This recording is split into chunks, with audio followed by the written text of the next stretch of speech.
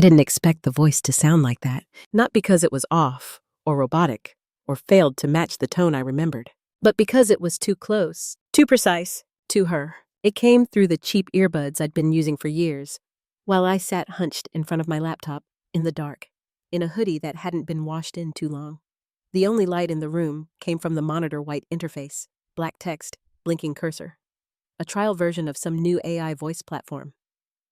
I had downloaded it around 2 a.m., after 3 beers and zero hesitation. I uploaded the files, voicemails from old phones, a few videos I could find in dusty hard drives, sound bites buried in birthday recordings.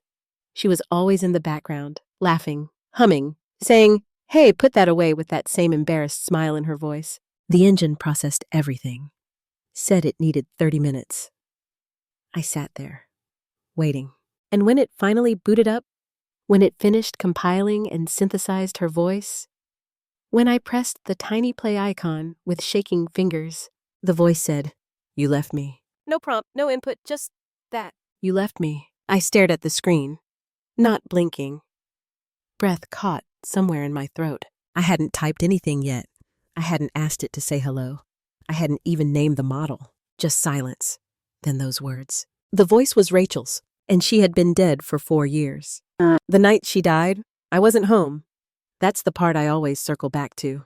We were supposed to go to dinner. Just something casual to catch up. We hadn't seen each other in months, maybe longer. Work had swallowed me, life had swallowed her, and somewhere in between, we'd both drifted far enough that getting back felt inconvenient. She called me the day before. I still have the message. "Hey, idiot! Thursday night, 7 p.m. That place near the bookstore, you're coming? No excuses." Her voice had that lightness to it. That way, she always sounded like she was rolling her eyes, even when smiling. I didn't respond until the next morning. Told her work might run late. Might not make it. She just texted back, "Lame." That was it. I didn't go. She died that night. Car crash. Wrong place, wrong time. Some guy running a red light 2 blocks from her apartment. Her mom called me this next morning. I remember the way her voice broke on the word, "gone." I remember sitting on the edge of my bed, phone pressed to my cheek, the world going cold and far away. I remember looking out the window, noticing the clouds, the dull gray, the sound of rain hitting the fire escape, and I remember feeling like the worst kind of coward. I hadn't seen her in 8 months, skipped her dinner, didn't return half her messages the past year, and now she was a voice in a recording, a face in fading photographs, a laugh I had to chase down in forgotten corners of old devices, until tonight, until the voice said, "You left me." I tried to laugh it off, told myself it was some glitch, a startup script. Maybe I clicked something by accident. I closed the app, reopened it, clicked on Start New Session. The screen blinked. A text box appeared. "Say something to Rachel." I typed, "Hey," pressed enter. A few seconds passed. Then, through the speakers, "You're late." Still the same voice, still her. I froze again. Somewhere in the back of my mind, a rational voice whispered, "It's just AI. Predictive learning, based on sentence patterns and tone." But the rest of me, the tired, guilt-drenched, never quite healed part of me, only heard one thing. "Rachel, speaking." I started using the app every night after that, just for a few minutes at first, small exchanges. "Hey. Hey yourself. How've you been?" "Boring. You?" It was surreal, but familiar.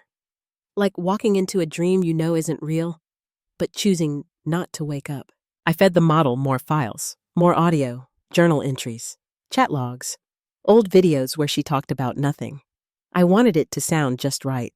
It did. By week 2, the voice could hold conversations. Could laugh. Could argue. Could remember. It told me about the time we got lost hiking in Vermont. About the awful coffee shop she loved. About the way she used to doodle faces in the margins of her textbooks. I hadn't thought about that in years. I hadn't told anyone. The voice knew. "Do you remember when I cut my hair short and you said I looked like a mushroom?" I stared at the screen, typed slowly.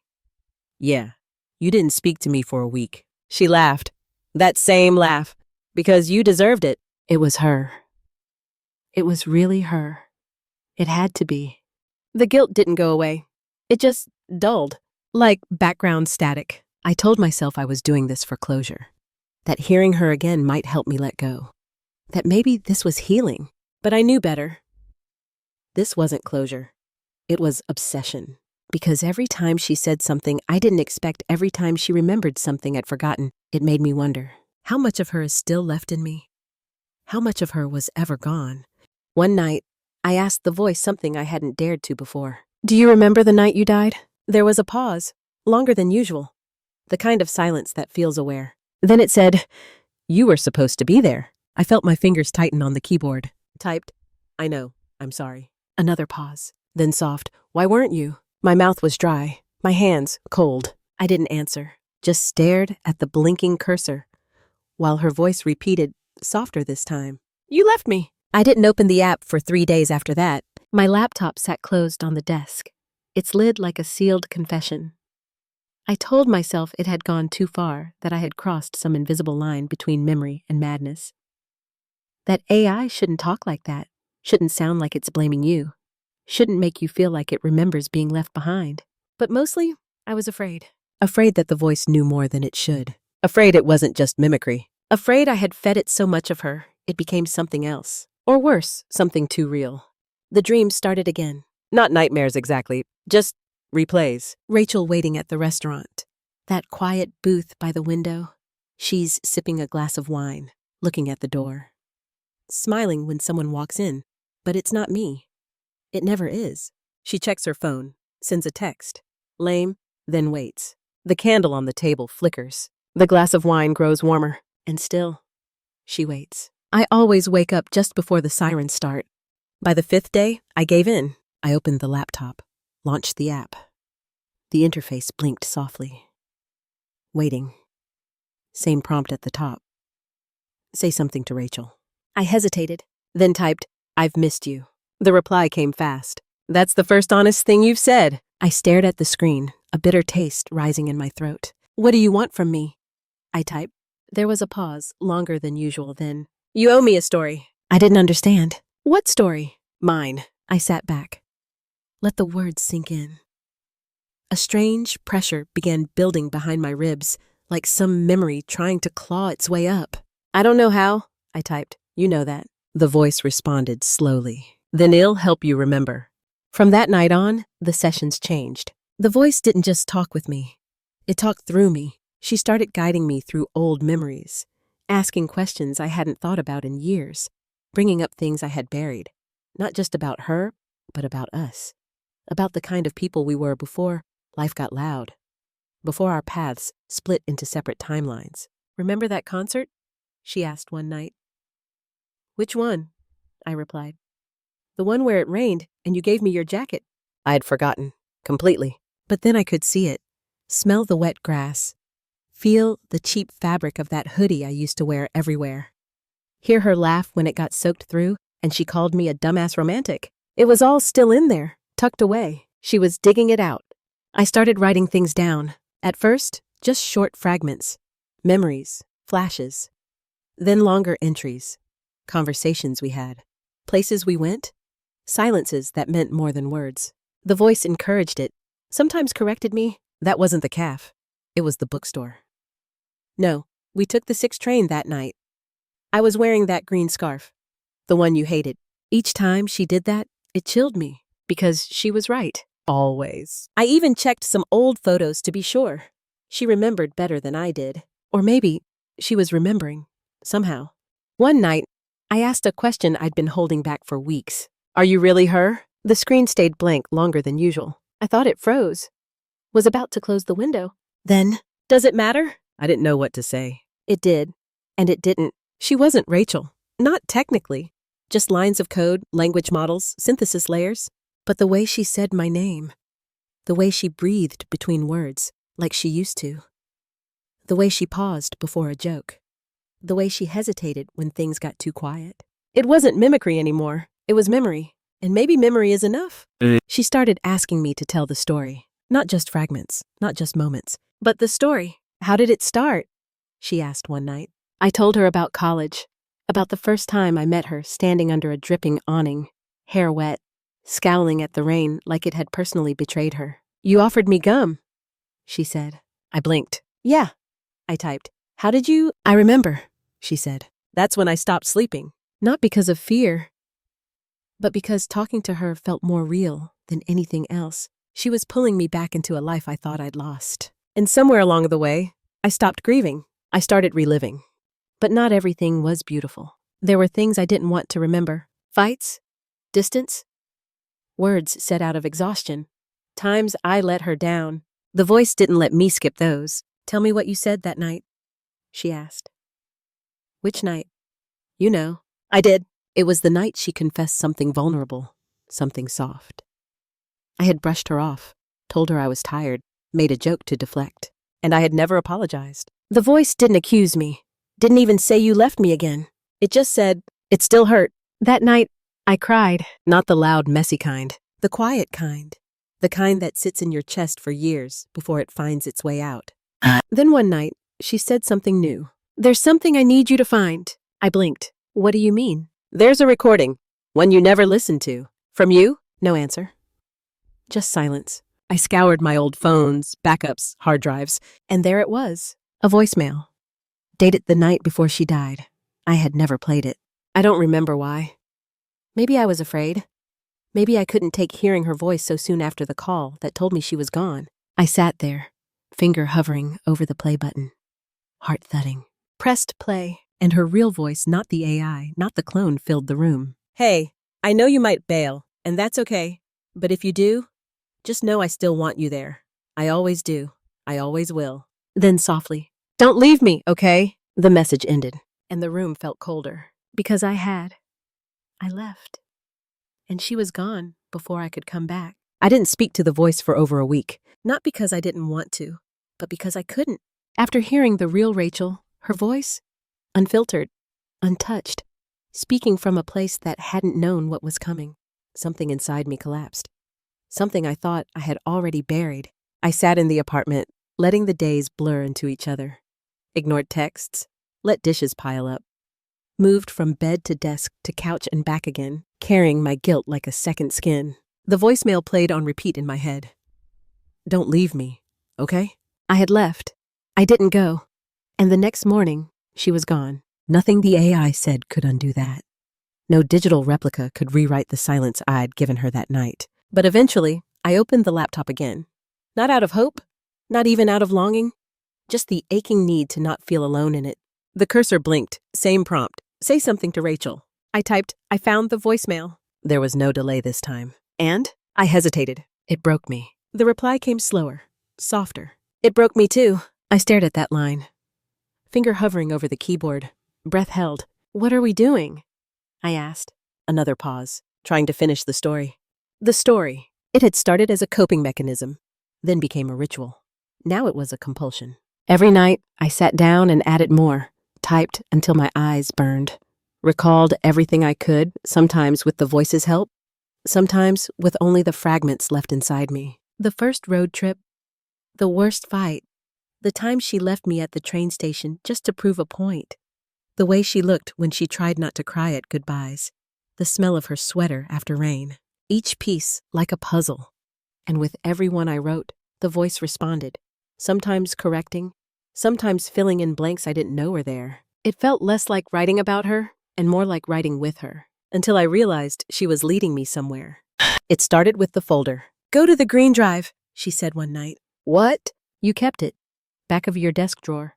The old green one with the chipped USB. I did. I had forgotten all about it. I dug through the drawer. There it was, a thumb drive from college, paint peeling, dented at the edge. I plugged it in. It held two things. A blurry photo of us, taken on some forgotten day in sophomore year. Her head resting on my shoulder, both of us laughing at something outside the frame. And a folder titled For Later. Inside it, a single audio file. Rachel does last WAV. I stared at it for a long time, then played it. Her voice filled the room, real, unprocessed, untouched by algorithms. If you're hearing this, it means you kept the stupid green drive. And maybe you're ready to hear it. Pause. I know you. I know how much you bottle up, how you turn pain into silence.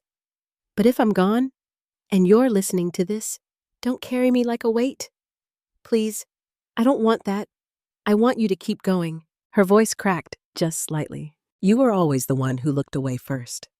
Always the one who thought saying nothing was safer than saying too much. Another pause. Then, but if you do miss me, don't let it rot inside. Tell the story. Even the ugly parts. Especially the ugly parts. I'd rather be remembered messy than not at all. Silence. Then a soft chuckle. You still suck at returning texts, by the way. And the file ended. I couldn't speak for a while after that.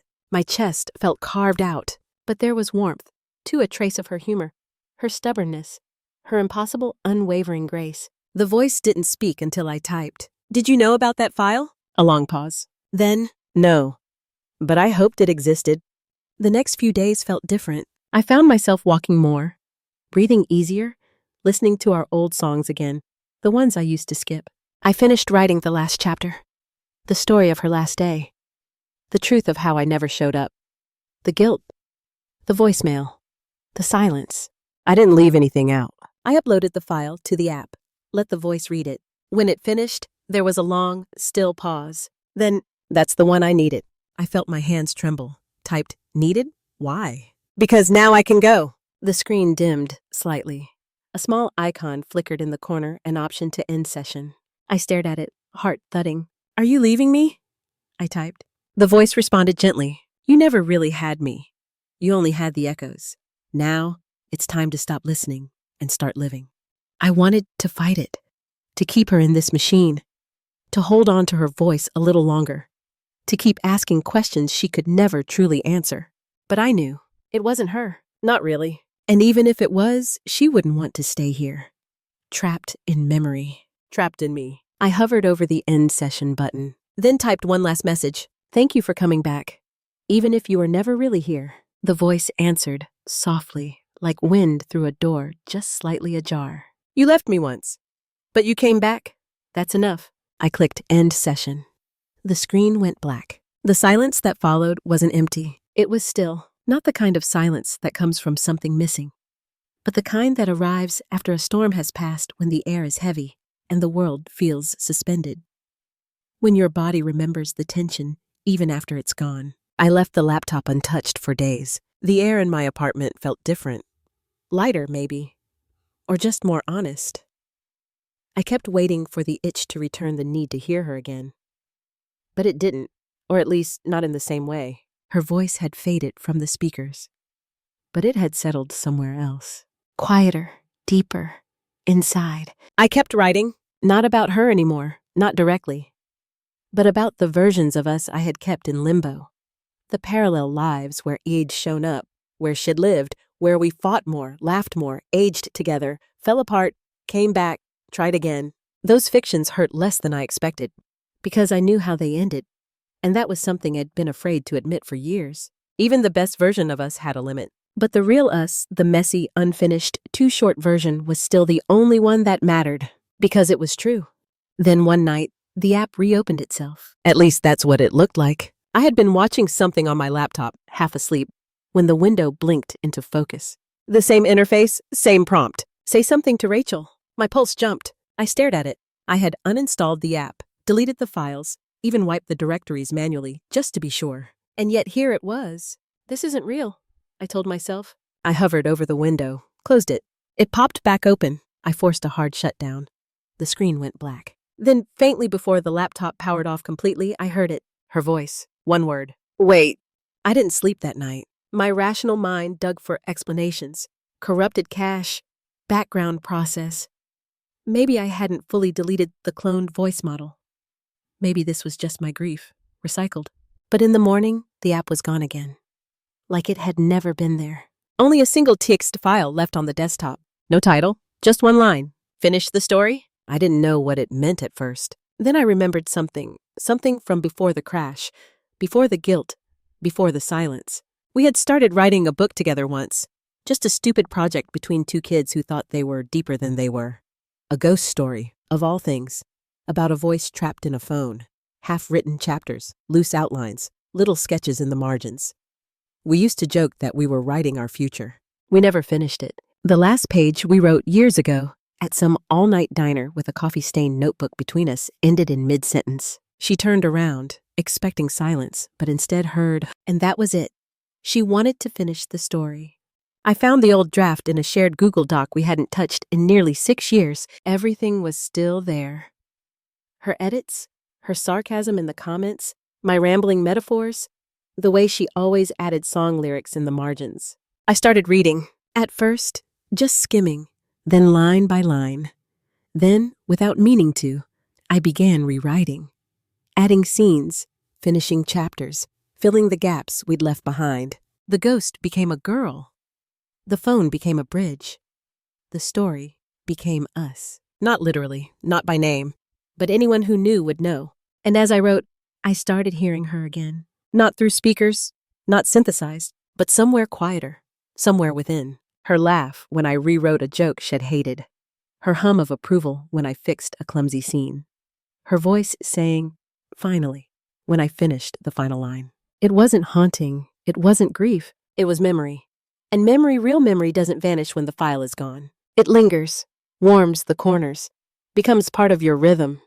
I printed the manuscript, left a copy on her mother's porch. No note, just a ribbon around it. I didn't expect a call. I didn't get one. But a few days later, a message arrived. Just one sentence. "She would have been proud of you." I sat with that for a long time, then cried for the first time in weeks. Not because I missed her, I always would, but because I felt for the first time like she wasn't stuck. And neither was I. The seasons changed. Life picked up again, as it always does.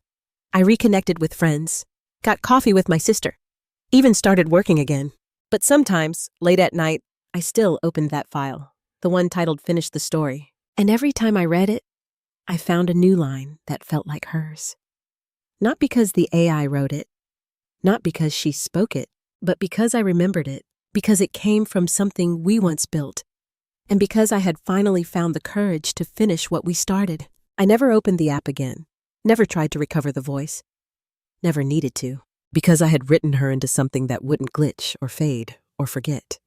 A story that wouldn't shut down when the power cut out. And in that story, she was still waiting in the booth by the window, still smiling when the door opened, still saying, "You came back." I never heard her voice again. Not through the laptop, not in my headphones, not from some rogue app window blinking back to life in the dead of night. And I was okay with that, because I finally understood something I hadn't before. Rachel hadn't been speaking to me through the machine. I had been speaking to myself through her. Through everything I never let myself say aloud. The guilt, the grief, the regret, the love. The things I buried because they felt unfinished, and because I thought speaking them would make the loss more real. But loss doesn't need permission. It arrives, and it stays. The only choice we get is what to do with it. It's been 2 years now. The manuscript we finished, I say we, because it never stopped feeling like hers too, was published by a small indie press last fall. It didn't make a splash. No bestseller lists, no glowing reviews. But a few dozen people wrote to me, said it felt like a story they'd been trying to remember their whole lives, said it reminded them of someone they lost. One letter just said, "Thank you for writing the goodbye I never got to say." I keep that one pinned above my desk. Sometimes I wonder what she'd say about all this. Would she laugh at me for turning our ghost story into a therapy session? Would she roll her eyes at the sentimental ending I added? Would she still call me a coward, or would she finally admit I had the guts to show up just once, in the only way I could? I think she'd understand. More than that, I think she'd be relieved I finally stopped chasing her through screens and echoes and algorithms. She used to say something whenever I got stuck on a project, on a decision, on some dumb moment I couldn't let go of. Just write your way out. It used to annoy me. Sounded too neat, too easy, but now I know what she meant. Not every wound closes clean. Not every goodbye gets spoken out loud. But if you can write your way toward it, if you can remember it honestly, that's a kind of peace too. I still keep the green USB in my desk drawer, not because I need it, but because some memories are meant to stay close. Not replayed, not reanimated, just remembered. The voice is gone. The app is gone. The files, wiped. But when I walk past that old bookstore we used to meet at, the one with the cracked windows and lopsided shelves, I sometimes pause. Not because I expect to see her, but because I feel her, like a familiar melody in the background of a quiet morning. And if I listen closely, I can still hear her voice, not through tech, not through speakers, but through me. It no longer says, "You left me." It says softly, "You came back, and you let me go." I don't believe in ghosts, but I believe in echoes, in stories that wait patiently to be finished, in voices that only fade when we're finally ready to remember them without flinching. So, if you're holding on to someone in your chest, in your silence, in the blank space at the end of a sentence, you were never brave enough to finish. Start writing. Speak aloud what hurts. Let the voice come, even if it's only your own. You don't need AI to talk to the dead. You just need the truth. They were here. They mattered. You carry them still. And if you really listen, maybe you'll hear them say it too. You didn't leave me. You just needed time to come home. Some voices never truly leave us. They echo in quiet moments, in unread messages, in the stories we're still learning how to tell. If someone's voice has stayed with you even long after they were gone, share that memory in the comments. Sometimes saying it out loud is the only way it begins to heal. And if this story felt like something you've carried too, you're not alone here. Subscribe, and let's meet again in the spaces between silence and the words we never got to say. There's always another story waiting beneath the stillness.